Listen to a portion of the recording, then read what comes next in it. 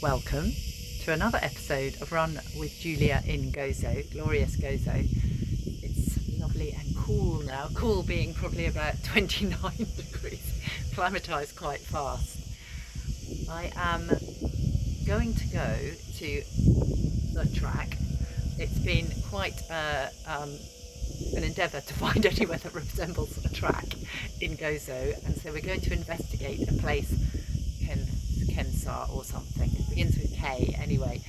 We're going to do that tomorrow, and so that will be revealed in this video. But I thought I would start with, again, answering some questions. Thank you so much for asking things. I will thank you, Kiwi, I don't know your name, but for asking about sciatica, because I will do more on that, because I showed a few on the hot rock. But to be honest, the surface was wonderful for lying on, but I need really my yoga mat and a few other bits and pieces to show you more about what I do to help align my back and keep everything flowing and free. And I'll do a video which shows more sciatic exercises. Also, thank you, Trevor, for asking me about the upper body strength, and also someone else has also asked me about my arms. And so I will show you strength and conditioning videos, and I do lots in the gym. I first was in the gym when I was 15, and as you all know, I'm 65 now, and I went, in those days it was in a garage, all blokes, me, and loved it. So started in the gym then. Have always done strength and conditioning, so I'll do more on that. I think it's really important for running. And thank you, Lindsay. I'm going to talk about my flat tummy and my lovely legs in a video, but you have also asked me about my mileage and about the kind of program that I do for running. I would say that firstly, it depends a lot on all us individually. Some of us are more suited to be able to cope with more volume than others, and that's a thing we find out ourselves. I generally in the past cope with massive volume, and the last time that I properly trained for a marathon was in 2011, and I was 52, and I trained for the Edinburgh Marathon, and I applied myself by creating a lifestyle that supported that. So I would say we need a lifestyle. If we're going to do a huge amount of training, we need a lifestyle that supports that, and that means getting enough sleep, enough rest, enough food, enough time for food, and enough space to really be focusing on our training. And so I then ran approximately 80 miles a week for some months. I can't remember, I'm always fit, but I definitely put my miles up, and it's difficult to remember how many months I did that for. The marathon was in May. I probably started thinking about it at least 5 months ahead. I had that 20-week process where I built my training up and did 5 months of 80 miles a week, and I ran then 3:07, and that put me high up in the rankings. I think that put me third that year for the over 50s. My best time is 2:36, so I've got a body that can run marathons. So I think volume is important. Now, subsequently, I've been at Anadi in 2012, and I haven't ever done the volume I was doing since I met him. We've had a great adventure. We've become digital nomads in 2013, and we travelled the world, and I've always maintained my form and my fitness. Well, not my form actually, my fitness, but different things happened, and then I ran across Spain in my bare feet in 2018, and then subsequently, yeah, I've kept very fit, but I haven't done the volume ever since then. And my work has been massive. I love my work. I absolutely love my work with individuals and events I run and retreats I've run up in the mountains in Spain, and workshops. But also Anadi's created iSports Analysis, and it's an incredible platform. Do have a look. And he's been creating that in the last 12 years, and between us we've bootstrapped it.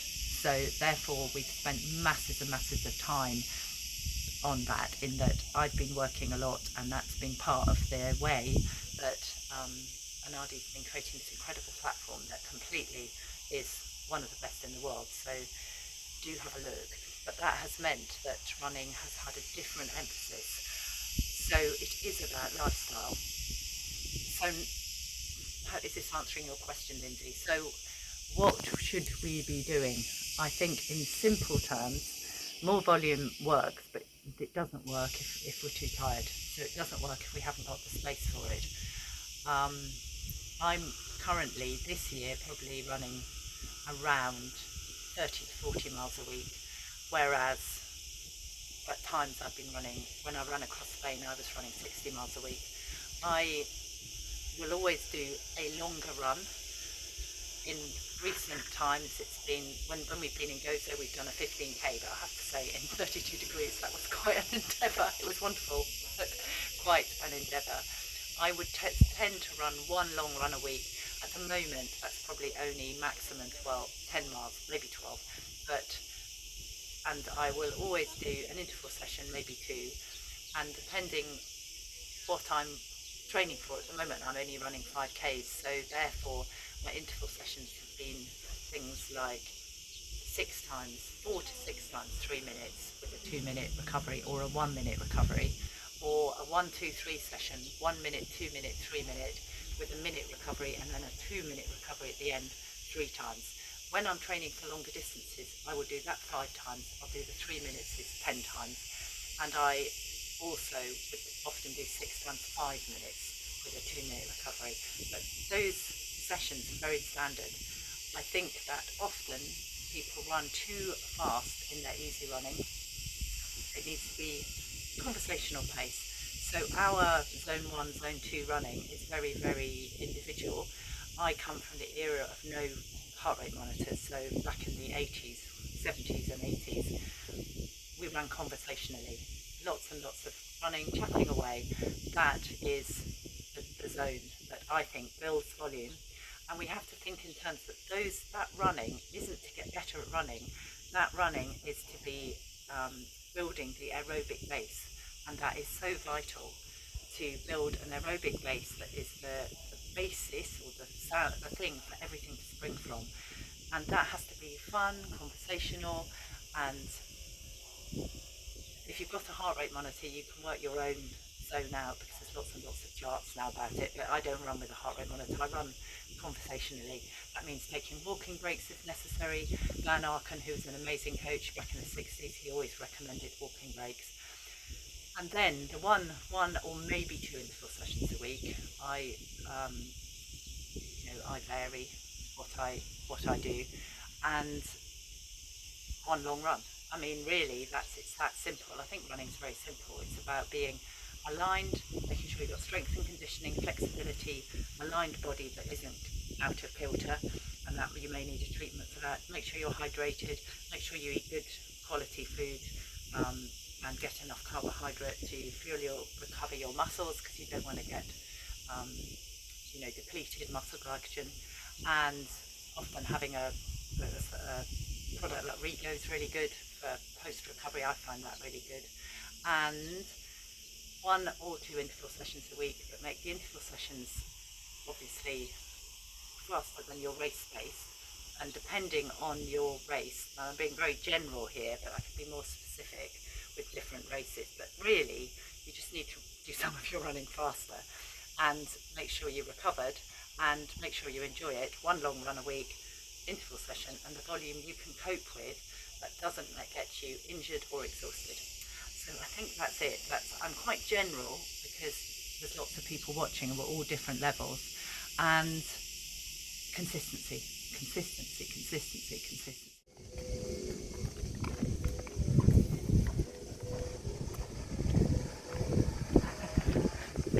We've driven the whole way across the island, a whole 8 kilometres to the stadium.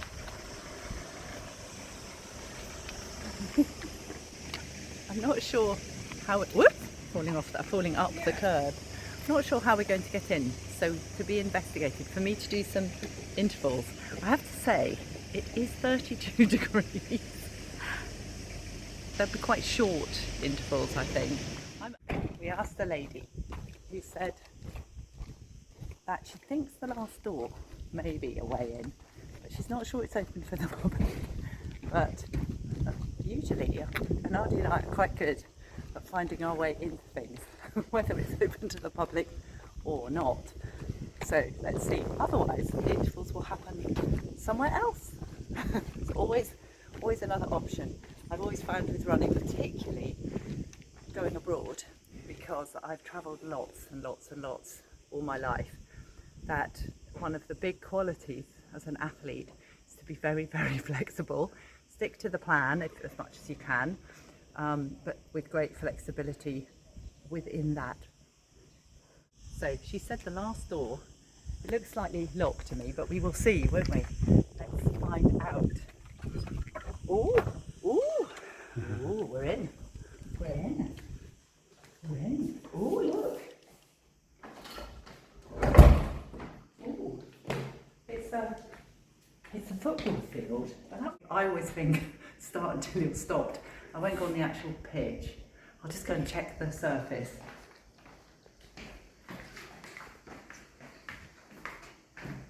There's an advantage to having been the naughtiest girl in the school.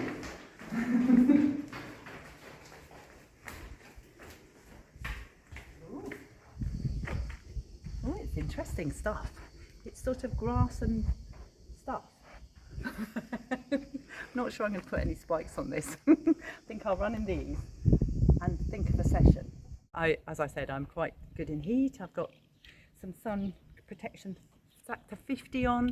I've drunk some water, lots of juice this morning, and I'm very good at not over pushing myself, and I've done a lot of hot weather training, loads and loads and loads, and so I'm going to do gentle 10 minutes of warming up.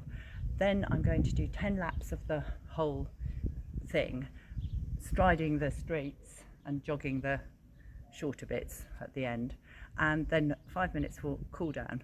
That is the cool down, and then that's that. And we're the other side of the island. We've come through the capital, which is Victoria. Very, very slow warm up. It's so quiet. Warm up done. There are some people around, but so far so good. No one said, get off that track. In fact, I don't really think that happens in Gozo. As I said, it's very like the UK kind of 50 years ago, where anything kind of went. Well, we'll see, won't we? Anyway, let's do this thing.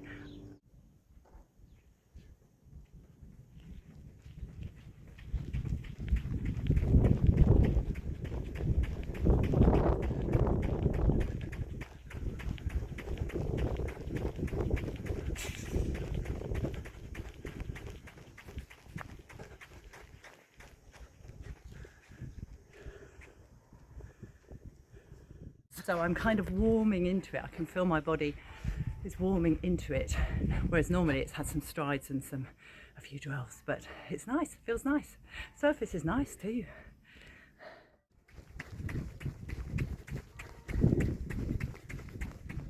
It reminds me of a session that I used to do in Morocco. I used to go to this stadium like this. It was asphalt, and again I did the same session. I used to do that probably 10 years ago. 9, 8.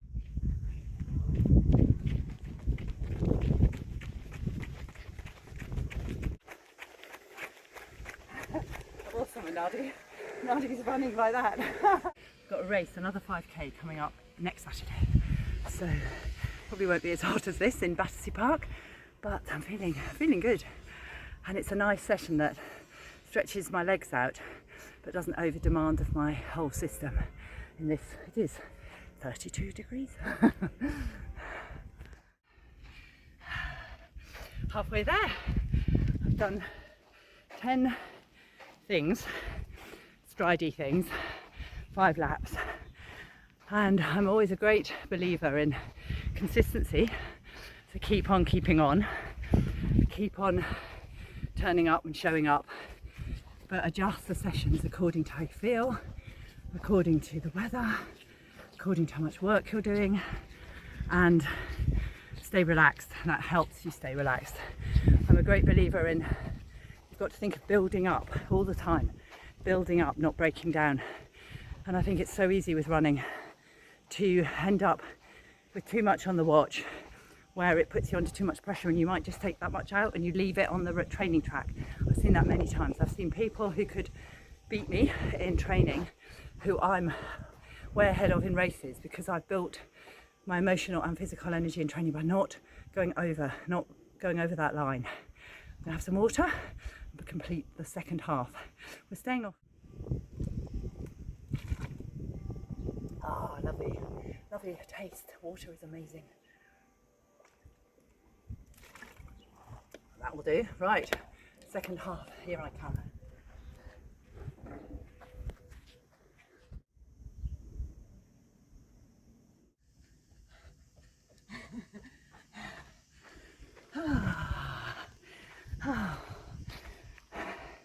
I talk a lot to my clients about life, about being present, and that when we're fully here, fully in each step, then we've got a great expanse, possibility, and we're very at ease, because a lot of distress is just thinking about the past and regretting it or staying caught with it.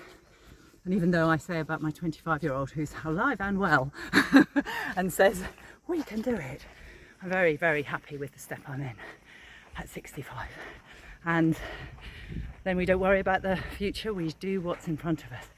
And it makes such a difference to being, well, enjoying life, being in joy, and just celebrating every step that we take.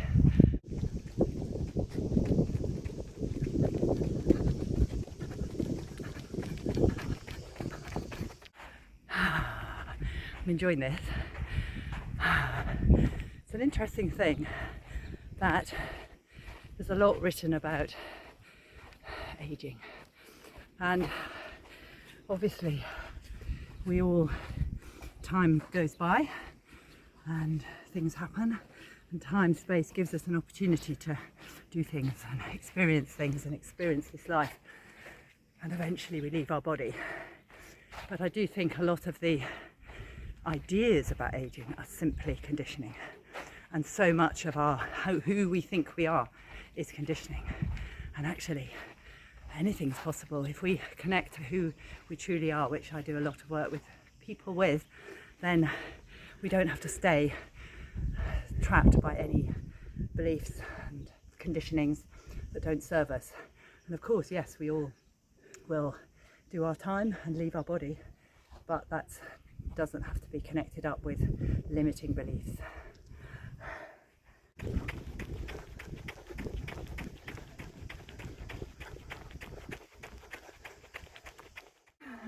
That's it. 10 laps done. 10 laps, 20 stretches out. I love that. Really, really loved it. I love the feeling of running. I like warmth and heat, and I like just feeling it all flowing, my body relaxed. It loosened up as I ran, because I didn't do any strides. The first probably 4 felt a little bit tight, but now I feel great. Not sure I'm going to jog for my cool down. I think I'll just walk a lap and then we'll go and have a drink. We've just come in to get some water, and look what I've just seen. Use of ground strictly prohibited outside training sessions at games.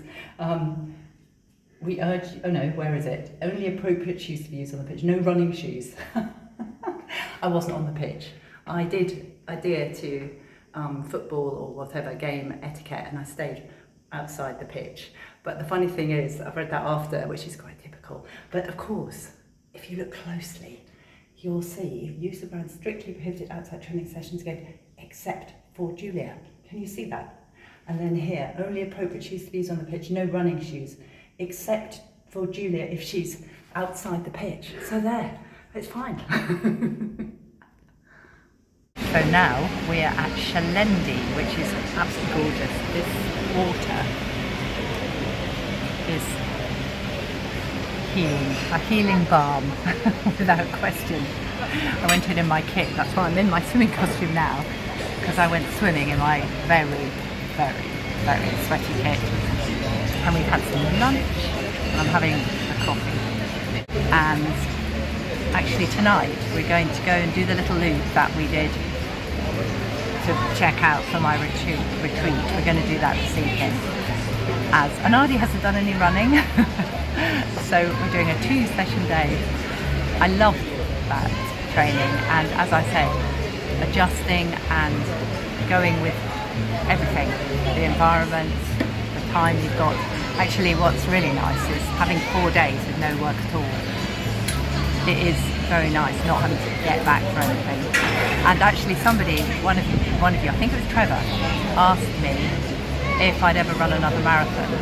And I would never say never, but I would like to properly train for it. And at the moment I have a lifestyle that generally doesn't allow the time. I would need to create more time. So watch this space. And meanwhile, have a lovely, lovely day, or whatever time of day you're watching this. And I will see you next time. And thank you, as always, for running with Julia. And if you loved it, liked it, please do put the thumbs up. And if you haven't subscribed, please do. And I will see you next time.